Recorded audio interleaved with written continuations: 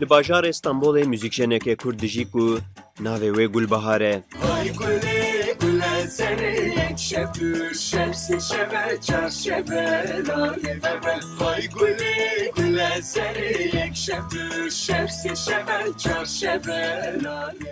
Gulbihar ji Bakurê Kurdistanê ye. Lê ew li Stenbolê hatiye dinyayê û li vî bajarê dijî. Ew jî wek malbat mîna gelek Kurdên Bakur, rastî zordariyan hatine û neçar mane terka welatê xwe bikin. Lê Gulbihar ti caran terka ziman û çanda Kurdî nekiriye û bi awayekî hunerî her tim zimanê xwe bi kar aniye. Îro jî ew weke hunermendekê hêja ji xwe re cihekî girîng girtiye di folklora Kurdî de. Dibêje ew hêj zarokantiya xwe ve hevlîkarê muzîkê bûye û heta îro jî tim di nava kar û barên muzîk û hunerê de jiyana xwe berdewam kiriye. Di gelek kom û komeleyan de hunera xwe pêk aniye û bi awayekî profesyonel karê xwe dike. Niha em rê bidin vê hunermenda hêja ku ew bi xwe ji me re qala serpê hatiya xwe bike. Navê min Gulbihar Kavcı. Ez li Stenbolê hatime dinyayê. Lê ez ji Mêrdînê me ji xwe û li Stenbolê dijîm heta niha. û ez karê muzîkê dikim. Stranbêjim. Ji sala 1996 vir de ez li navî karî de me. Yekemîn car li navenda çanda Mezopotamya min dest bi vî karî kir bi lêxistina gîtarê. û paşê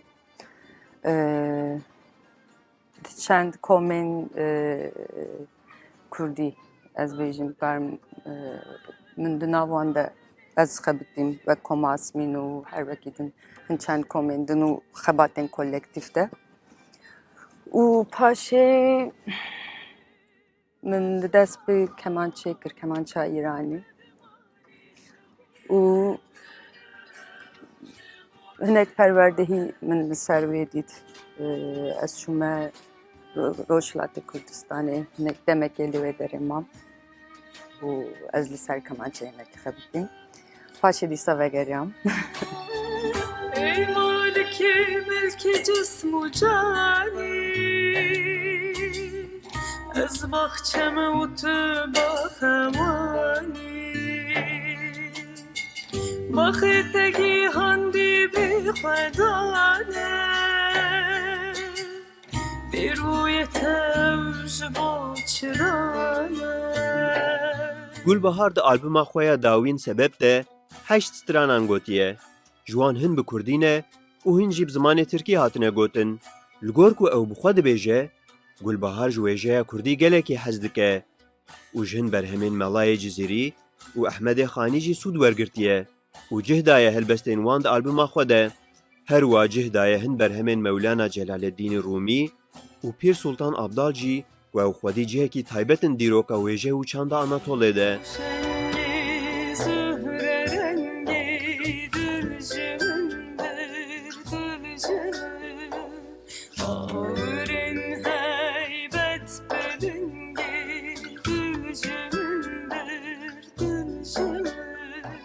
Gulbihar dema dikeve stûdyoyê, êdî bala xwe de muzîka xwe û nemal tiştekî din difikire. Her ku lê germ dibe, dengê wê bihêztir derdikeve û guhdaran bêhtir dixebin bandora dengê xwe yê xurt û qewî.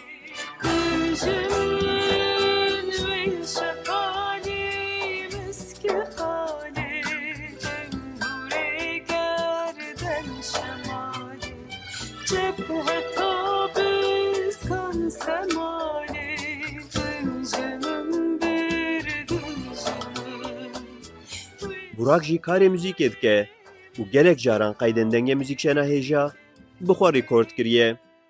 Merhaba, ben Burak Keleş. Slav ji wara navê min Burak Keleş e. Zêdeyî 10 salan ku ez endaziyariya deng dikim. 20 salan jî min karê muzîkjeniyê kiriye. Lê niha zêdetir ez bi endaziyariya deng betêkil darim. Ev demeke dirêj e ez Gulbihar Xanê naz dikim. Miroveka gelekî erênî ye, kêfxweşiyê dide mirov. Carna ez dixwazim bi qestî bela xwe lê bidim. Wê aciz bikim lê dîsa jî dengê xwe dernayîne. Keseke gelekî erênî û bi nasîna wê kêfxweşim.